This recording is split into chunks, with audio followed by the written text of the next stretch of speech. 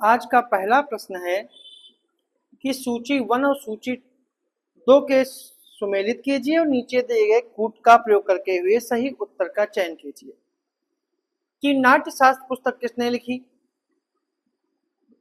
देवी चंद्रगुप्तम किसने लिखी, मृच्छकटिकम किसने लिखी और बृहत्सिता किसने लिखी।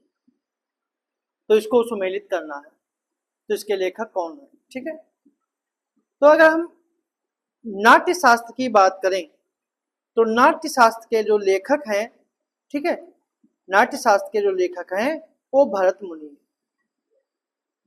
अगर देवी चंद्रगुप्तम की बात करें तो इसके लेखक जो हैं वो विशाखदत्त। अगर मृच्छकटिकम की बात करें तो इसके लेखक जो हैं शूद्रक हैं और बृहत संहिता जो सीता है इसके लेखक जो हैं ये वाराम है। तो इस प्रकार जो है सही सुमेलन से सही उत्तर जो हमारा निकल के आता है वो है सी ऑप्शन। ठीक है, अगर गुप्तकालीन कुछ और पुस्तकों की बात करें जैसे अभिज्ञान शाकुंतलम किसने लिखी, तो कालिदास ने लिखी। विक्रमो उर्वशिया किसने लिखी, ये भी कालिदास ने लिखी। मेघदूत कालिदास ने लिखी। रघुवंशम कालिदास ने लिखी। मालविकांग मित्रम कालिदास ने लिखी। सूर्य सिद्धांत आर्यभट्ट ने लिखी। पंचतंत्र विष्णु शर्मा ने लिखी। तो इसका सही जो आंसर जो है वो सी ऑप्शन है। अगला प्रश्न है कि तुगलक वंश के निम्नलिखित शासकों को उनके कालक्रम में व्यवस्थित कीजिए। पहला है नसीरुद्दीन मोहम्मद शाह, दूसरा है फिरोज शाह तुगलक, तीसरा है अबू बकर शाह और चौथा है नसीरुद्दीन महमूद तुगलक। तो इसका कौन सा जो है तुगलक वंश के शासकों में सही क्रम है। तो बात करें तुगलक वंश की तो तुगलक वंश के संस्थापक जो थे वो गयासुद्दीन तुगलक थे। ठीक है, तुगलक वंश के संस्थापक जो हैं वो गयासुद्दीन तुगलक थे। ठीक है, गयासुद्दीन तुगलक थे जिन्होंने 1320 में तुगलक वंश की स्थापना की। तुगलक वंश में गयासुद्दीन तुगलक का कार्यकाल जो है वो 1320 से 1325 रहा है। मोहम्मद बिन तुगलक का कार्यकाल 1325 से 1351 रहा है। फिरोज तुगलक का कार्यकाल 1351 से 1388 रहा है। अगर नसीरुद्दीन मोहम्मद शाह की बात करें तो नसीरुद्दीन मोहम्मद शाह का कार्यकाल जो है वो 1390 से 1394 तक रहा है। 1394 तक रहा है।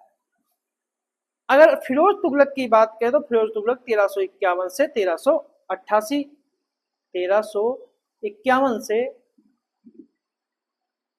ठीक है, 1351 से 1388 तक रहा।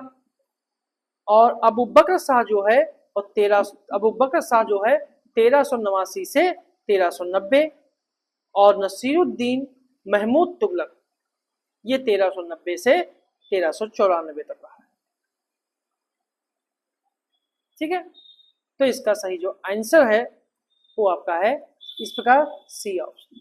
तो सी ऑप्शन इसका जो है सही है। अगला प्रश्न है निम्नलिखित कथनों में से कौन सा कथन सही नहीं है।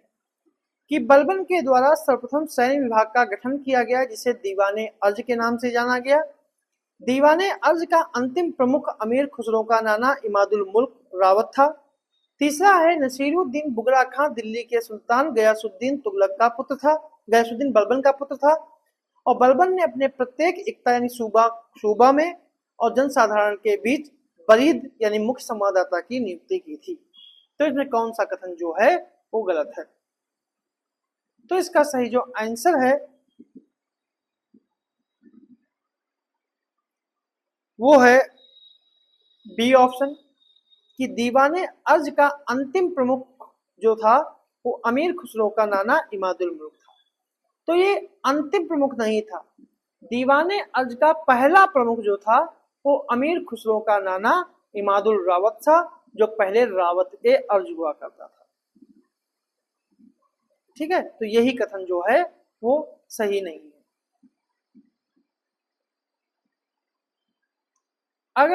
अगला प्रश्न है कि अलाउद्दीन खिलजी और मोहम्मद तुगलक के संदर्भ में निम्नलिखित कथनों पर विचार करें।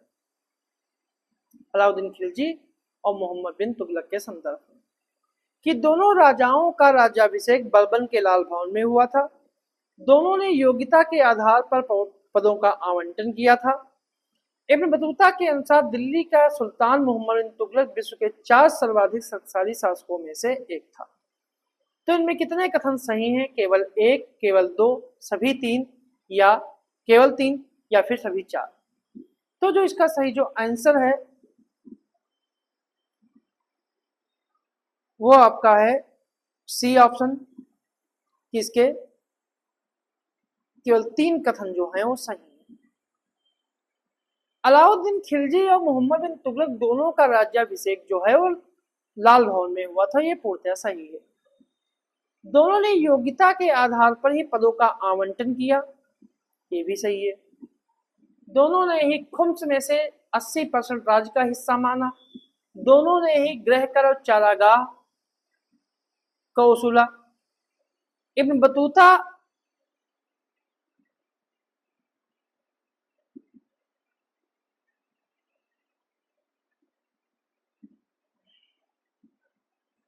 और इब्न बतूता के अनुसार दिल्ली का सुल्तान मोहम्मद बिन तुगलक विश्व के 4 सर्वाधिक शक्तिशाली शासकों में से एक था, जबकि 3 जो थे चीन का था, ईरान के थे और इराक के शासक थे। तो इसका सही जो आंसर है वो से तीनों कथन जो हैं वो सही है। अगला प्रश्न है मोहम्मद बिन तुगलक के संदर्भ में विचार करें कि वली अल खराज की नियुक्ति सर्वप्रथम इसी के द्वारा की गई थी और इस मोहम्मद बिन तुगलक के द्वारा ही सबसे पहले राजस्व वसूली की ठेके पर अर्थात इजारेदारी प्रथा देना प्रारंभ किया गया था। तो उपयुक्त कथनों में से कौन सा कथन सही नहीं है? केवल 1, केवल 2, दोनों या फिर दोनों नहीं। तो जो इसका सही जो आंसर है वो आपका है डी ऑप्शन, कि इसके दोनों कथन जो हैं सही हैं, इसलिए पूछ रहा है कौन सा कथन सही नहीं है, मतलब दोनों कथन जो हैं वो सही है। ओल्जले हेग एक इतिहासकार हैं, उनके अनुसार मोहम्मद बिन तुगलक स्पेन के शासक फिलिप के समान ब्यौरेवार शासन के विवरणों को देखता था। सुल्तान ने सूबों की आय पर लगान व्यवस्था का हिसाब रखने के लिए रजिस्टर का विकास किया, जिसे हस्म ए बहिलास्त कहते हैं। इब्न बतूता के अनुसार मोहम्मद बिन तुगलक ने मुक्ता से राजस्व वसूली का अधिकार लेकर वली अल खराज को दिया और उसकी नियुक्ति सर्वप्रथम मोहम्मद बिन तुगलक ने की थी और उसने वली और अमीर के पद को अलग किया और सबसे पहले मोहम्मद तुगलक ने ही राजस्व वसूली के ठेके पर अर्थात इजारेदारी प्रथा देना प्रारंभ किया था। बरने के अनुसार दिल्ली के राजकोष में सभी दिशाओं से इतना अधिक राजस्व नहीं आया, ठीक है, जितना कि मोहम्मद बिन तुगलक के समय आया था। अगला प्रश्न है निम्नलिखित कथनों पर विचार करें कि पहला है कि इक्ता का आवंटन अलाउद्दीन खिलजी के द्वारा समाप्त कर दिया गया था और दूसरा है घोड़ों को दागने की प्रथा की शुरुआत अलाउद्दीन खिलजी के द्वारा ही की गई थी। तो इनमें कौन सा कथन सही है? दोनों सही है, केवल 2 सही है, केवल 1 सही है, ना तो 1 ना ही 2 सही है। तो जो इसका सही जो आंसर है वो है ए ऑप्शन, इसके दोनों कथन जो हैं सही। अलाउद्दीन खिलजी पहला सुल्तान था जिसने अपने सैनिकों को नगद वेतन दिया। उसने इक्ता का आवंटन बंद कर दिया। जिसके पास एक घोड़ा था उसे एक अस्पा सैनिक जो था उसको 234 टके वार्षिक और 19.5 टका मासिक वेतन देता था। जिनके पास 2 घोड़े थे वही 2 अस्पा, जिन्हें 2 अस्पा कहते थे, उन सैनिकों को 78 टका मासिक और 312 टका वार्षिक वेतन देता था।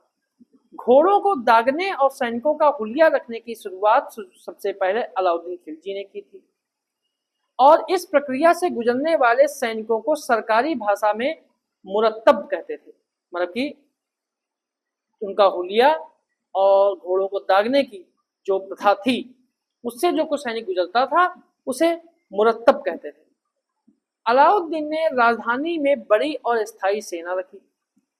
बलबन के काल में केंद्रीय सेना 2 लाख की थी, लेकिन अलाउद्दीन की शासनकाल में ये संख्या 3 लाख थी।